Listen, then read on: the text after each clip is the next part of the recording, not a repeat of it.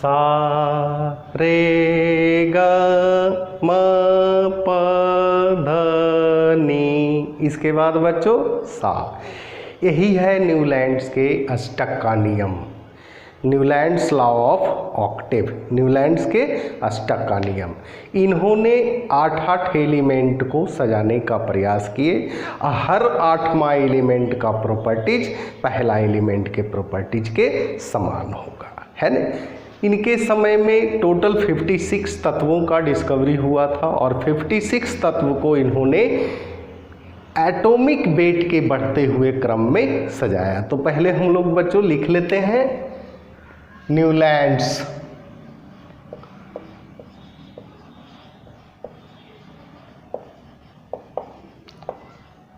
Law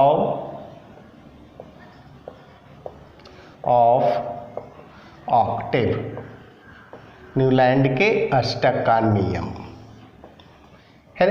कहता है Newland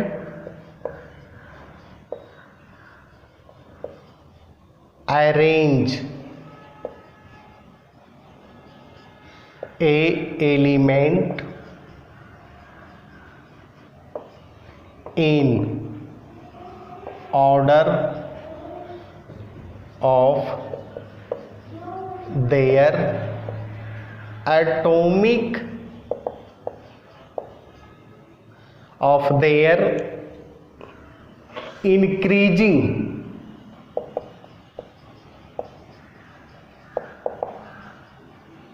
atomic weight, है ना। कहता है Newland arrange element in order of increasing atomic weight. Newland साहब तत्वों को सजाया परमाणु भार के बढ़ते हुए क्रम में। इसके बाद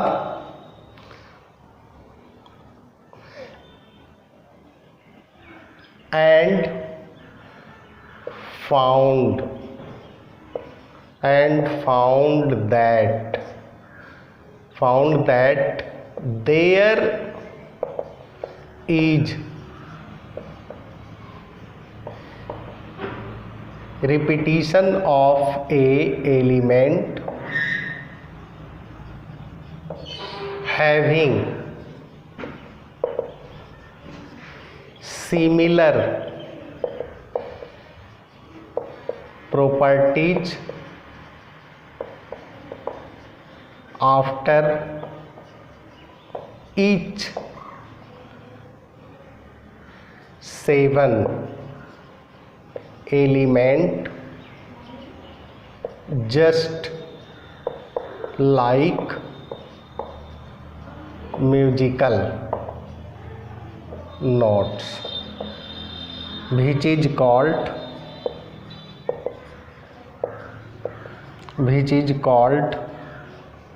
Newland octave, Newland's law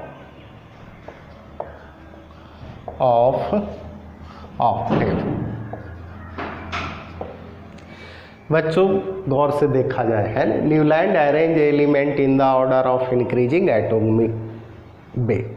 Newland साहब तत्वों को सजाया उनके परमाणु भार के बढ़ते हुए क्रम में, their increasing atomic weight, and found that there is repetition of elements having similar properties after each 7 element।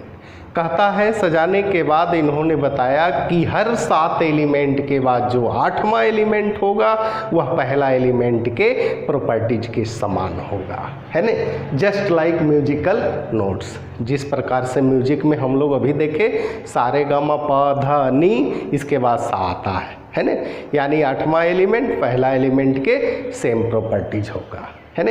इसी को कहते हैं न्यूलैंड के ऑक्टेव का नियम।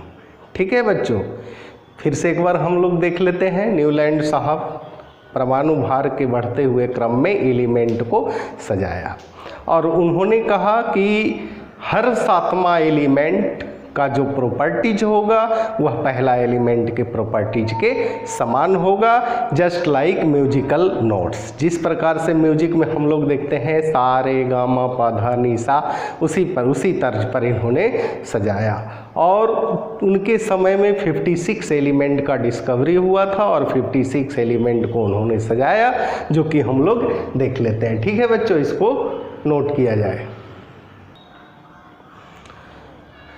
अब बच्चों हम लोग एलिमेंट को अरेंज करते हैं। ठीक है, बोर्ड पर नज़र रखेंगे, हर चीज़ समझ में आएगा। जो नहीं समझ में आएगा कमेंट करके हम तक पहुंचाए, आपके प्रॉब्लम को सॉल्व किया जाएगा। ठीक है, तो पहले हम लोग लिखते हैं बच्चों नोट्स ऑफ म्यूजिक, है न, सारे गमा पधा निसा, सा रे ग म प ध नी प ध नी, है ना। इसको थोड़ा सा बड़ा कर दीजिए।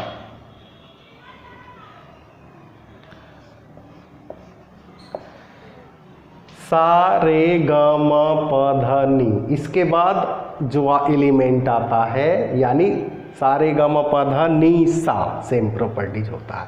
तो हम लोग बच्चों सजाते हैं। पहला है, इसको इस तरह से कर दीजिए ताकि लिखने में आसान हो।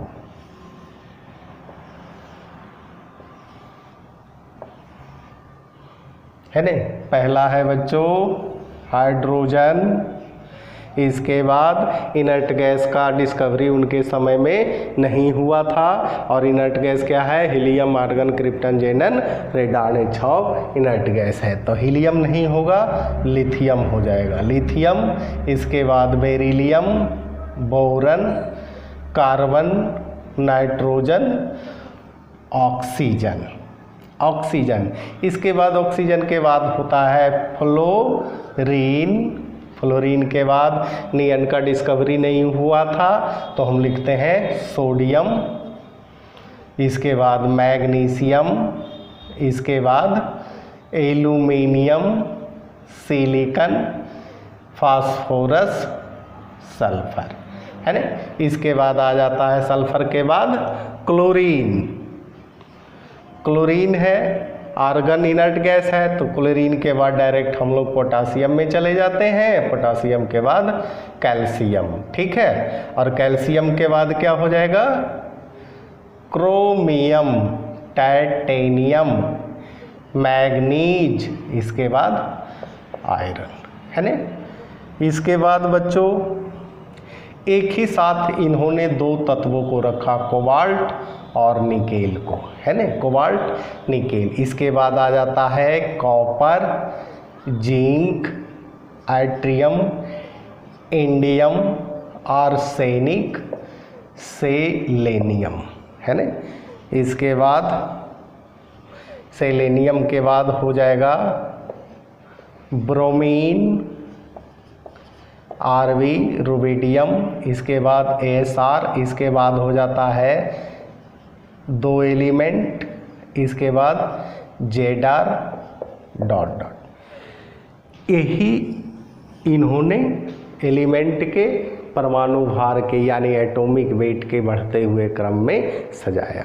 और बच्चों हर 8वां एलिमेंट, है ना, सेम प्रॉपर्टीज होगा फर्स्ट एलिमेंट के। यहाँ से आप काउंटिंग कीजिए हाइड्रोजन से, है ना। हाइड्रोजन 1 2 3 4 5 6 7 8। अब बच्चों यहाँ हम लोग देखते हैं कि हाइड्रोजन और फ्लोरीन का प्रॉपर्टीज नहीं मिलता है, लेकिन आप यहाँ से काउंटिंग कीजिए लिथियम से। 1 2 3 4 5 6 7 8, यानी लिथियम सोडियम का प्रॉपर्टी समान होगा। कैसे, तो लिथियम 3 नंबर पर है 2 1, सोडियम 11 नंबर है 2 8 1। देखिए दोनों के लास्ट ऑर्बिट में इलेक्ट्रॉन की संख्या 1 है, यानी वैलेंस इलेक्ट्रॉन दोनों का सेम है, यानी दोनों का केमिकल प्रॉपर्टीज क्या होगा, समान होगा।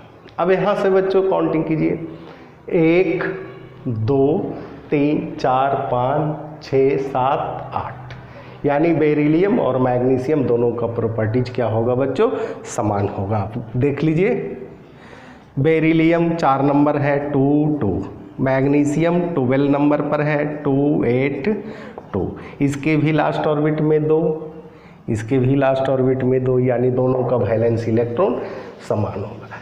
इस तरह से इन्होंने 20 तक, है ना, 20 तकले तो इनका जो है सिद्धांत लागू हुआ, है ना, लेकिन 20 के बाद यानी कैल्शियम के बाद, है ना, किसी भी एलिमेंट पर ये नियम लागू नहीं हुआ। पहला लिमिटेशन।